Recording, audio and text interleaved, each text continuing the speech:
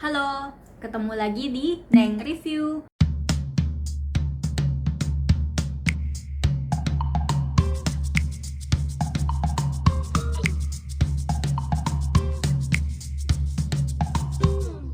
Hari ini aku mau review sebuah drama China yang berjudul Go Ahead. Ini merupakan drama dengan total 40 episode yang dibintangi oleh 3 artis muda, yaitu Song Weilong, Stephen Chang, dan Tang Songyun.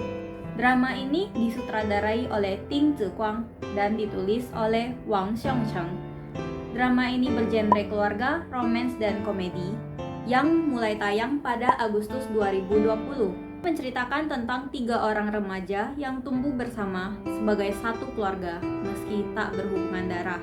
Ketiganya memiliki ikatan yang begitu kuat, seperti saudara kandung pada umumnya.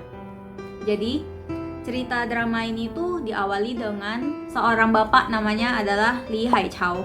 Nah, Bapak Li ini mengelola sebuah restoran mie. Nah, dia adalah seorang duda yang memiliki seorang anak perempuan. Nama anaknya ini adalah Li Jianjian. Nah, suatu hari Bapak Li ini kedatangan tetangga baru nih, yaitu keluarga Bapak Ling Heping. Nah, Ling Heping ini punya istri dan punya satu orang anak namanya Ling Xiao. Jadi, si Bapak Li ini kenalan dong dengan Bapak Ling. Akhirnya mereka berteman. Tapi sayangnya Bapak Ling ini sama istrinya itu nggak akur. Jadi mereka sering berantem karena suatu permasalahan. Dan Ling Xiao kecil ini suka kesepian karena dia kayak di keluarga orang tuanya kayak kurang care sama dia dan sibuk bertengkar saja. Jadi dia merasa kesepian.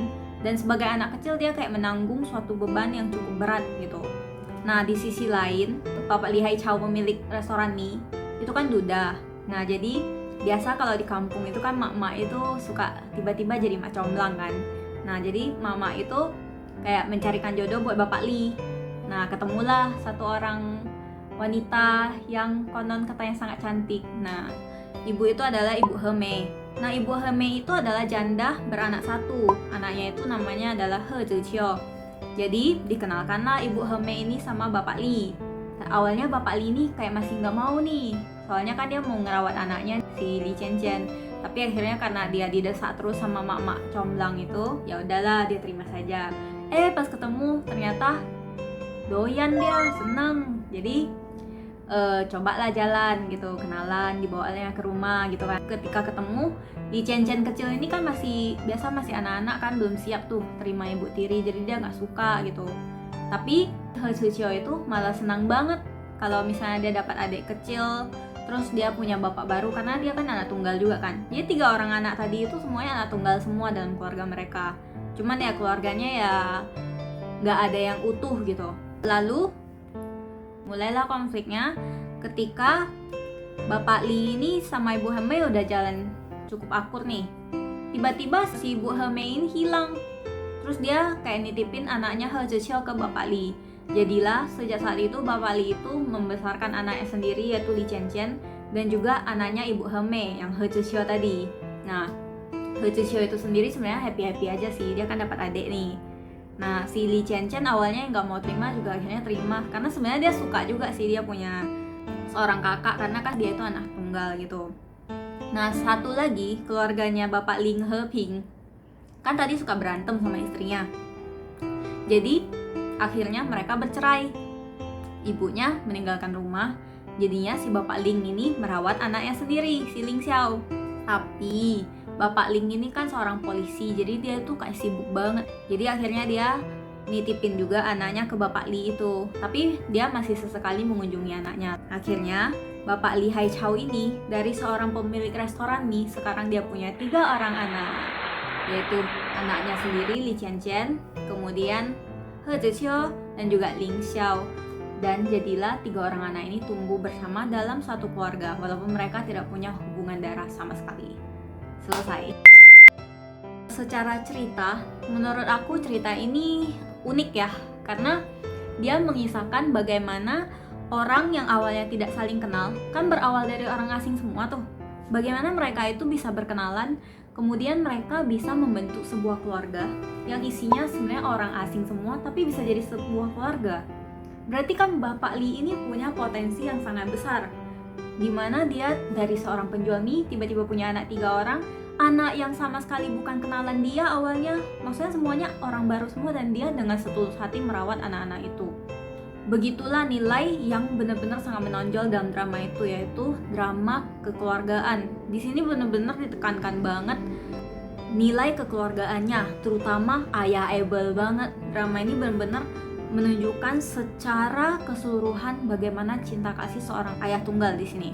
Karena Lee Hai Chow itu sendiri dia jago masak banget kan. Terus dia berperan sebagai ayah sekaligus ibu bagi semua anak-anak itu.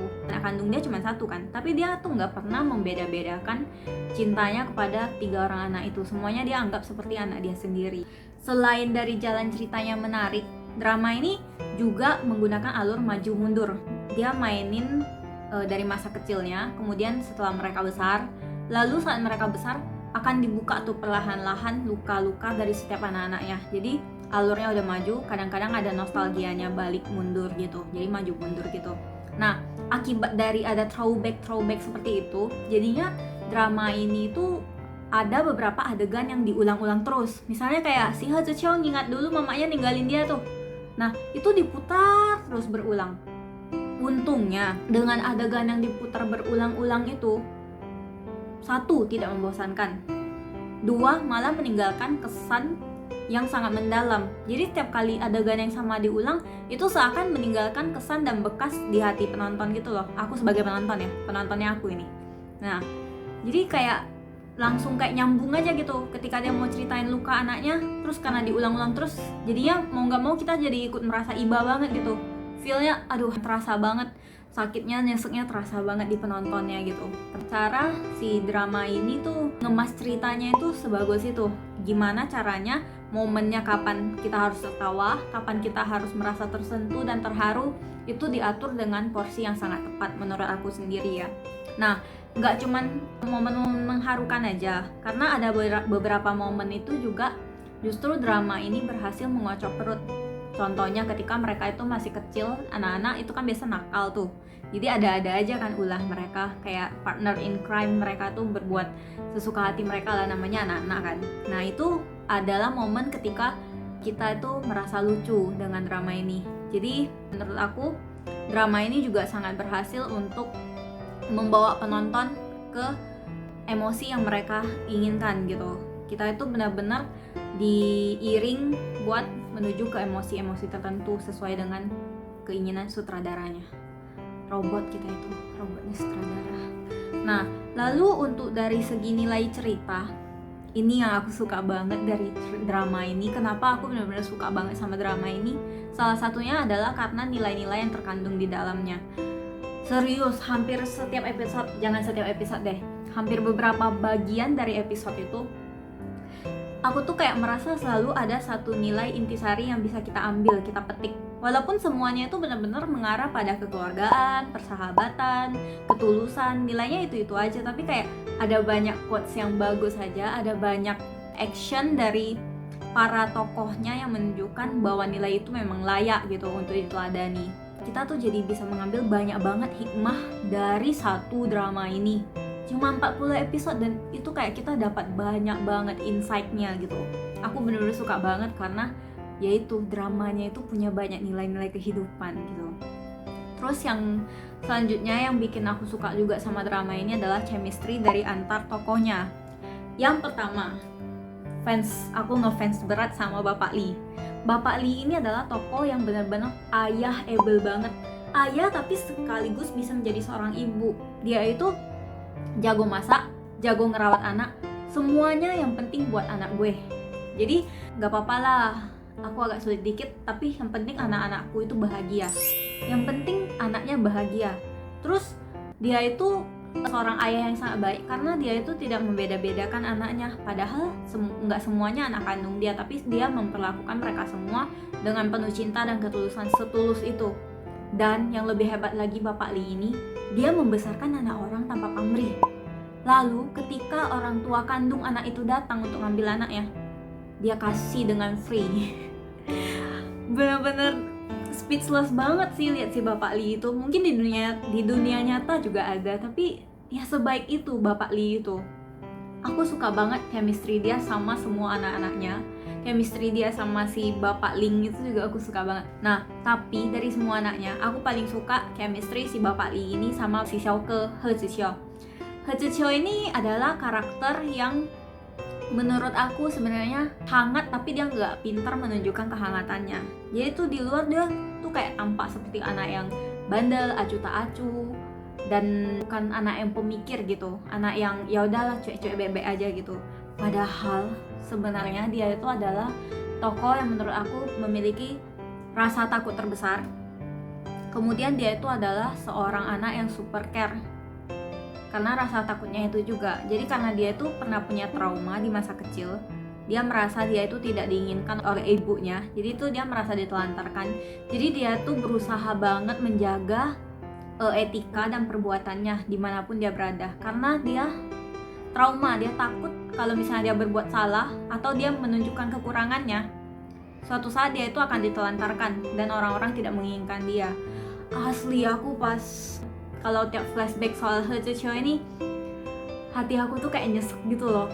Apalagi tuh kayak pas dia tuh ngomong semua orang kayak tidak ada yang menginginkan dia. Aduh, rasanya itu nyesek banget. Ya udahlah ya, kalau nggak ada yang mau lu sama gue aja. Kayak gitu kan. Bercanda ya. Emosi penonton di sini benar-benar di kacau balauin lah sama dia, benar-benar aduh parah banget dah, ngucur tuh air mata kayaknya kalau nonton dia gitu. Terus pas dia ngobrol hati ke hati sama Bapak Lee itu kayak aduh ini bapak dan anak klop banget, the best banget gitu. Itu chemistry pertama yang aku suka. Yang kedua, hubungan antar tiga bersaudara yang tidak punya hubungan darah ini, He Zixiao, Ling Xiao sama Li Qianqian. Li Qianqian ini kan the only girl ya. Nah, mereka bertiga ini membentuk hubungan persaudaraan yang benar-benar sangat erat. Ya kayak saudara pada umumnya lah, kadang suka saling jahilin, kadang suka saling care. Tapi yang paling keren itu dua orang kakaknya itu benar-benar protektif kan sama si Li Qianqian. Dan mereka itu baik banget sama si Li Qianqian, apa-apa sharing bareng, apa-apa pasti ingat adiknya, apa-apa jagain adiknya. Jadi sekira itu si Song Weilong maupun Stephen Chang itu benar-benar berhasil memproyeksikan bagaimana sih seorang kakak yang kokoable banget, benar-benar brother yang baik banget lah buat adiknya gitu. Nah di sini tuh berhasil banget bikin aku tuh merasa iri sama si Li Qianqian di sini. Kok bisa sih dia punya kakak dua orang lagi, bukan cuma satu, dua, dua-duanya baik dan benar-benar kayak aduh tolonglah bagikan aku satu orang aja kakak kayak gitu kan, jadinya kepengen gitu kan. Bercanda. Nah jadi benar-benar hubungan mereka bertiga itu seakrab itu, bahkan kayaknya melebihi hubungan antar saudara kandung gitu. Nah itu benar-benar aku ngerasa chemistry mereka bertiga ini benar-benar bagus banget, mantap. Dengan dua chemistry itu aja udah bikin aku betah banget nonton drama ini. Chemistry yang lain juga masih oke, tapi memang dua ini adalah yang favorit aku. Si Bapak Lee sama tiga bersaudara ini adalah favorit aku. Lalu menurut aku juga cerita di drama ini tuh selain menghangatkan juga ada realistisnya, karena namanya keluarga itu tidak selamanya selalu happy-happy aja ya. Ada momen ketika mereka menemukan masalah atau ada masa-masa tertentu kalau orang hilang kontak atau hilang komunikasi ya pasti suatu saat tuh kayak bisa canggung atau awkward gitu kan. Nah itu juga ditunjukin dalam drama ini, jadi kayak cukup realistis sih. Struktur dari drama ini tuh juga cukup tertata. Buktinya adalah saat masa mereka itu menyusun ada konflik, nah nanti konfliknya itu akan dibuat agak mereda dulu pelan-pelan, lalu nanti bakalan ada konflik yang lebih gede dan dari sana bakalan ada penyelesaian masalahnya, jadi kayak bertahap gitu.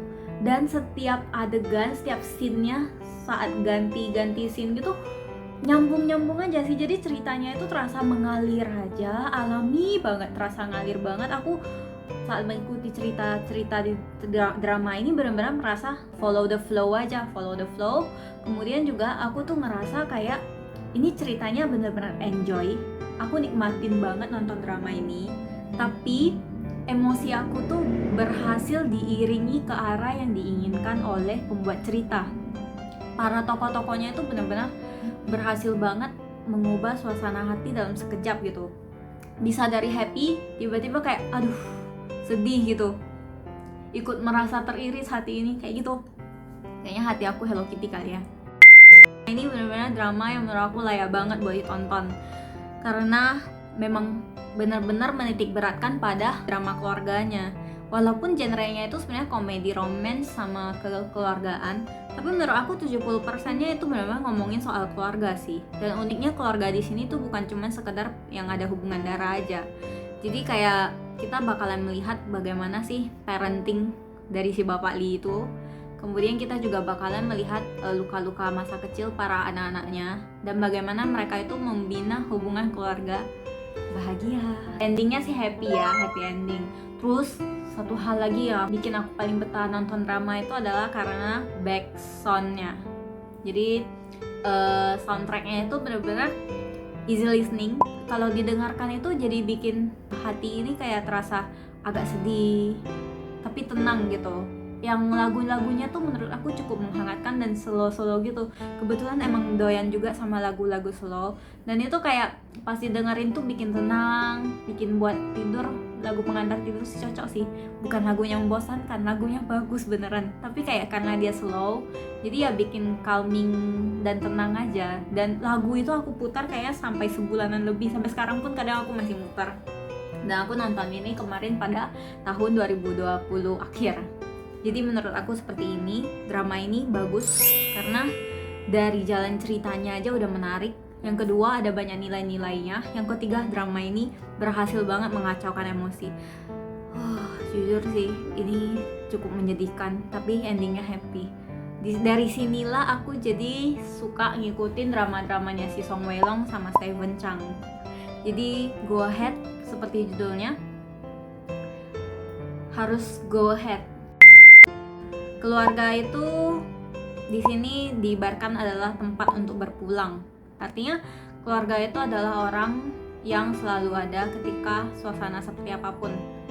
Keluarga tidak sebatas hanya pada tulisan di atas kertas atau hubungan darah, tapi mereka yang mencintaimu dengan setulus hati, sepenuh hati, itu adalah keluarga juga. Jadi bukan hanya yang ada hubungan darah, semua orang bisa menjadi keluarga. Oke, sekian aja review dari aku. Semoga bisa menjadi referensi dan happy watching. Bye bye.